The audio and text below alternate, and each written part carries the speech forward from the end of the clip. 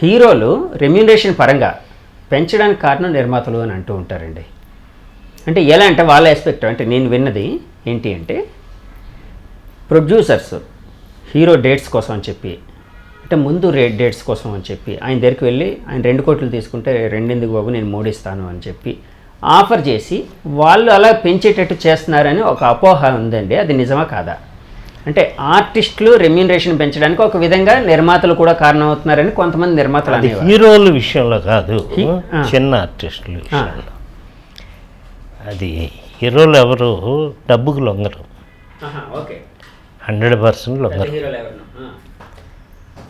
తన స్థానాన్ని కోల్పోకుండా కాపాడుకుంటూ తనతో ఎంత వ్యాపారం అవుతుందో చూసుకుని ఈ సినిమాకి ఏ ఖర్చు ఎంత ఉంటుంది అని చూసుకునే రెమ్యునరేషన్ ఫిక్స్ చేస్తారు. ఫర్ ఎగ్జాంపుల్ 1 or 2 హీరోస్ పేర్లు వద్దు, పెద్ద ఖర్చే ఉంది ఈ సినిమాకి, నేను ఒక 2 లక్షలు పెంచితే తప్పేంటి అని అడిగిన వాళ్ళు ఉన్నారు. అదేంటి అయ్యా వాడు మంచి కథ ఇచ్చాడు, ఖర్చు అవ్వదు, అదే ఆడే అదృష్టం, మనం అడగకూడదు అలాగని చెప్పింది ఉన్నాయి సంఘటనలు. ఇప్పుడు అదే రాజమౌళి గారు తీస్తున్నారు ఒక బాహుబలి, నాకు ఎంతమంది అడుగుతారు ఎవరైనా? ఎవరు అడగలేరు. ఎందుకు అడగలేరు అంటే అవుట్ ఆఫ్ ది వే ఆయన స్పెండ్ చేస్తున్నాడు. రేపు పేరు వస్తే రాజమౌళికి వస్తుంది, వాళ్ళ నిర్మాతలకి డబ్బు వస్తుంది, మీకు వస్తుంది. వాళ్ళు ప్రభాస్ గారు పాన్ ఇండియా లెవెల్కి హీరో అయ్యాడంటే ఆయన సినిమా వల్లే కదా. సో వాళ్ళ దగ్గర ఏం డిమాండ్ చేస్తాం? చేయకూడదు కూడా. ఎందుకంటే వాళ్ళు అవుట్ ఆఫ్ ది వే వాళ్ళ మీద ఉన్న వాళ్ళకి నమ్మకం చేపిస్తుంది. మనం పెద్దవాళ్ళు అవుతున్నాం, వాళ్ళు బాగుపడుతున్నారు, తప్పలేదు. కానీ చిన్న ఆర్టిస్టుల మటుకు పెంచడం విషయంలో ఇట్లా ఉంటున్నారు. కాబట్టి నేను ఫుల్ ప్లెజ్డ్గా మంచిగా చేసే రోజుల్లో ఏ సైడ్ ఆర్టిస్ట్ కోటగా అది బ్రహ్మానందం కానీ ఇంకోటి కానీ ఏవిఎస్ కానీ 75 నుంచి 1.5 పైన ఇవ్వలా.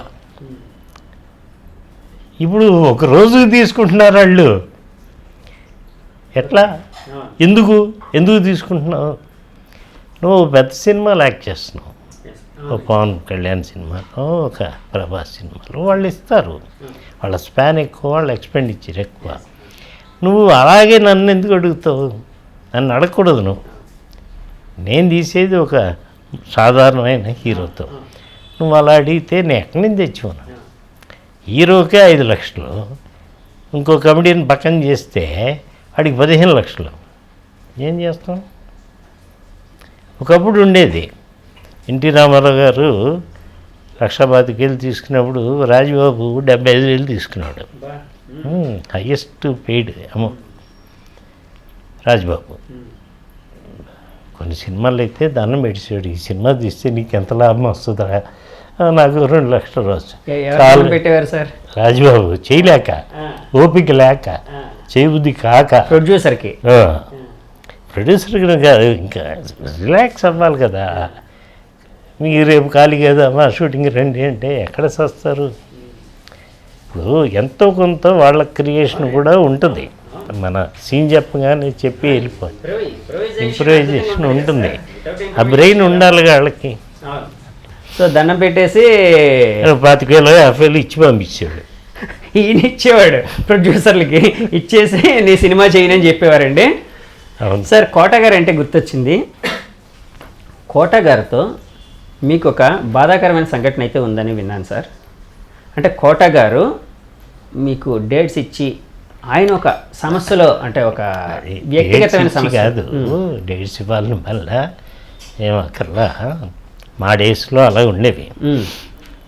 ఎల్లుండి చేసుకుందామా కోట అంటాం, చేసుకుందాం అంటాడు. అరే బాంబేలో ఎవడో ఆర్టిస్ట్ ఉంటాడు, వాడిని పిలిపిస్తాం. మెడ్రాస్లో ఎవరు ఉంటారో వాడిని పిలిపిస్తాం. ఆ రోజు షూటింగ్ చేయలేకపోయాం.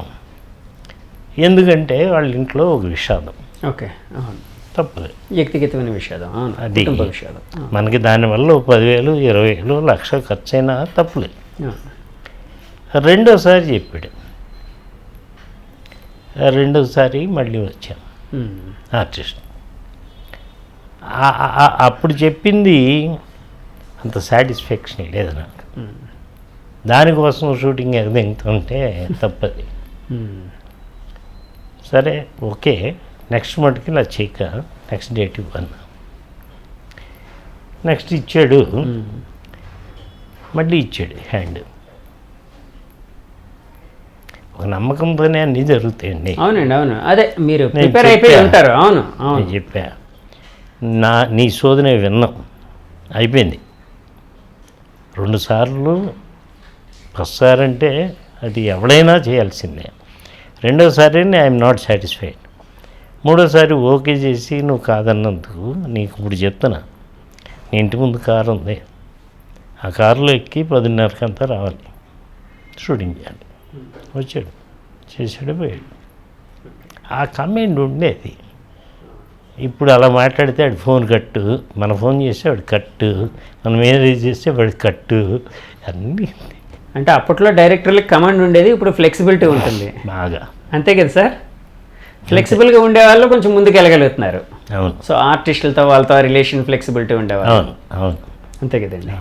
మీరు తీసిన ఒక సినిమాకి పూజా బేడి వాళ్ళ ఫాదర్ కబీర్ బేడి, అప్పట్లో అయినా చాలా పెద్ద మోడల్ కదండి, బాలీవుడ్లోని మోడల్ అండ్ యాక్టర్ కదండి, యాక్టర్. సో ఆయన్ని ఫస్ట్ టైం సౌత్లో యాక్ట్ చేయించింది మీరే కదండి? అవును. ఏంటి సినిమా సార్? నక్షత్ర పోరాటం. నక్షత్ర పోరాటం అంటే సుమన్ గారు, భాన్ చంద్ర గారు, అరుణ్ పాండ్యన్ గారు, వీళ్ళు కాకుండా ఆయన. అవును, ఆయన వెళ్ళాం. సో ఆ క్యారెక్టర్గా ఆయన్నే పెడితే అంటే ఆయన ఫిజిక్ అదంతా బాగుంటుంది, ఒక కొత్త చేంజ్ ఉంటుందనండి. మా ప్రొడ్యూసర్స్ అతను ఎక్కడ దొరుకుతాడు సార్, ఇటలీలో ఉన్నాడు, ఇటలీలో హీరో. ఇటలీ వాళ్ళ సినిమాల్లో కబీర్ బేడి హీరో. ఇటలీ సినిమాలు ఆయన నాట్ ఓన్లీ బాలీవుడ్, హాలీవుడ్ కాకుండా ఇటలీ సినిమాలు కూడా చేశారు. హాలీవుడ్ అయిపోయి ఇటలీకి వెళ్ళిపోయాడు. ఇటలీలో ఉంటుండగా నేను పిలిపించుకున్నా. అబ్బా, పిలిపించుకుని సినిమా చేసాం. ఆయన చాలా different and powerful artist, very different. ఆయన హైట్, ఆయన పర్సనాలిటీ. ఎందుకు ఆయన పెట్టాల్సి వచ్చిందంటే, 3 హీరోల్ని ఒకడే వెళ్ళాం. 3 మన దాంట్లో సుమను, భాను, అరుణ్ పాండ్యన్. వీళ్ళ 3తో వెళ్ళాలంటే కొంచెం పవర్ఫుల్గా ఉన్నాం. డానీ డీన్ ఎవరో చెప్పారు, వద్దు సార్ వాడు అంత మామూలుగా యావరేజ్ లుక్, వీడంటే ఉంటాడు అని లండన్ నుంచి పిలిపించి చేశాం. హార్స్ రైడింగ్స్ కానీ అన్నీ ఈజ్ టాప్. అంటే ఈజ్ బాండ్ ఫర్ ఆర్టిస్ట్, అన్నీ తెలుసుకుని మంచి ఆర్టిస్ట్. ఆ తర్వాత ఆయన తెలుగులో ఏం చేయలేదు కదండి, ఒకే ఒక్క సినిమా. ఈవెన్ సౌత్లో కూడా చేసి ఉంటారు నాకు తెలిసి. ఆయన ఇటలీలో హీరో అయిపోయాడు. అదే ఆ క్రెడిట్ అంతా మీకే. ఇక్కడ సౌత్లో ఆయన చేత యాక్ట్ చేయించిన క్రెడిట్. అవును. సో ఆయన పేమెంట్ కూడా చాలా ఎక్కువ ఇచ్చి ఉంటారు సార్ అప్పట్లో. అప్పుడు డిమాండ్ ఏం లేదండి. 6 lakhs ఇచ్చాం. అదే అప్పుడు ఎక్కువ కదా సార్? అంతే. ఒక ఆర్టిస్ట్కి, అలాంటి ఆర్టిస్ట్కి అంటే ఒక ఆ క్యారెక్టర్ చేసే ఆర్టిస్ట్కి ఎక్కువ, అంతే కదండి? అవును. సో ఇలా మీరు అంటే తెలుగు ఆర్టిస్టులతోనే కాకుండా, తమిళ ఆర్టిస్టులతోనే కాకుండా, ఇటలీలో, బాలీవుడ్లో చేసిన ఆర్టిస్టులతో కూడా యాక్ట్ చేయించారు. సో సార్ మీ జర్నీని ఒకసారి ఫస్ట్ నుంచి అవలోకనం చేసుకుంటే మీకేమనిపిస్తుంది? అట్ ద సేమ్ టైం మీకు ఆనందపరిచే సంఘటన మీ జర్నీలో ఏది, బాధ కలిగించే సంఘటన ఏది? బాధ అంటే 85లో నేను తీసిన సినిమానే బాధ. ఆనందం అంటే అమ్మదొంగ కథని నేను ఆల్మోస్ట్ ఆల్ 86-87లో రాసుకున్నది. అది భానుగాడు మన ఫ్రెండే కదా, ఆడితో తీద్దామని రాసుకున్నాం. వాడితో తీసేప్పుడు కథ ఎలా ఉంటుంది, నలుగురిని చంపుతూ కథే ఉంటుంది. అది నాకు మంచి కథ కావాలి అనుకుంటున్నప్పుడు ఈ కథ గుర్తొచ్చి, అప్పుడు సత్యమూర్తి గారు మేము కలిసి అనుకున్నాం ఈ లైన్ని. వాళ్ళంతా మర్చిపోయారు. తర్వాత నేను గుర్తు చేసిన వాళ్ళకి పెద్ద గుర్తు రాలా. ఇది పుట్టిన ఐడియా మనలో. సో ఆయనతో ఇంప్రూవైజేషన్ కూర్చున్నాం. అది నాకు గుర్తుంది కాబట్టి నేను చెప్పి ఏదో చేసుకుని రాస్తాను. ఈ సినిమా తీస్తానికి ముందు ఒక ఫ్రెండ్ సినిమా తీస్తాను అని చెప్తున్నాడు. తీసినప్పుడు చూద్దామయ్యా, తర్వాత మాట్లాడదాం అన్న. అంటే లేదు సార్, నేను రేపు డబ్బు తీసుకొస్తాను. మరి రేపు సాయంత్రం నేను చెన్నై వెళ్తున్నాను రా, నువ్వు రాగలిగితే 2:30 లోపు వస్తే నేను ఆ టికెట్ క్యాన్సిల్ చేసుకుంటా. నువ్వు రాకపోతే నేను వెళ్ళిపోతా ఉంటా, నేను నీకోసం వెయిట్ చేయను. వాడు రాలా, నేను వెళ్ళిపోయా. అక్కడికి వచ్చాడు స్టేషన్కి, రైల్వే స్టేషన్కి వచ్చి ఇదిగండి వెళ్ళిపోదాం అన్నాడు. ఏమీ పిచ్చానికి అన్నా, మళ్ళీ నాకు రిజర్వేషన్ దొరకంటే 2-3 రోజులు పట్టిద్ది. వచ్చేసాము, హీరో గారికి అడ్వాన్స్ ఇచ్చాము, చేసాం. మళ్ళీ ఆయన చేయలేకపోయాడు, అంతవరకే చేశాడు. తర్వాత మా తమ్ముడికి విషయం తెలిసి మా తమ్ముడు ఫ్రెండ్స్ అంతా చేరి ఆ సినిమాని తీశారు. ఆ సినిమా సక్సెస్ తెలియని ఆనందాన్ని ఇచ్చింది. అంటే నేను నిజం చెప్పాలంటే దానికన్నా మంచి సినిమా అమ్మ నా గొళ్ళ. నాకు ఇష్టమైన కథ ఏదంటే అదే చెప్తా. బట్ హీరోకి ఎంత వాల్యూ ఉందనేది అమ్మదంగా ప్రూవ్ చేస్తుంది. ఆ హీరో ప్లేస్లో హీరో కాకుండా ఇంకోళ్ళని పెడితే అంత ఆడదు. ఆ హీరోకి ఆ వాల్యూస్ ఉన్నాయి. ఆ వాల్యూస్ ఉన్న కథ పడటం వల్ల it reach it to the ups. అది సార్, మీ క్యారెక్టర్ ఫస్ట్ నుంచి ఒక ఫెరోషియస్ క్యారెక్టర్, ఒక రెబెల్ క్యారెక్టర్. అంటే మీ చిన్నతనం నుంచి కొట్లాట్లు, అంటే ఒక రకమైన హీరోయిక్ కైండ్ ఆఫ్, అది రాబిన్ హుడ్ కైండ్ ఆఫ్ కొట్లాట్లు కావచ్చు, ఇంకేమైనా కావచ్చు. సో అలాంటిది ఇక్కడికి వచ్చిన తర్వాత చాలా స్మూత్గా ఇట్లా వెళ్ళారు. ఎప్పుడైనా మీ సినీ జీవితంలో కన్నీళ్ళు పెట్టిన సందర్భం ఏదైనా ఉందా సార్? అంటే బాధ కలిగించో, వేరే వాళ్ళ బాధను మీరు ఓన్ చేసుకోనో, ఇలాగా ఏదైనా? నాకు నేనుగా బాధపడతా కానీ లేదు, ఇంకోళ్ళకి స్పందిస్తా. ఓకే. నా పర్సనల్గా ఎప్పుడన్నా బాధ వస్తే నేనుగా పడతాను తప్ప అది షేర్ చేయను ఎవరికి. ఓకే.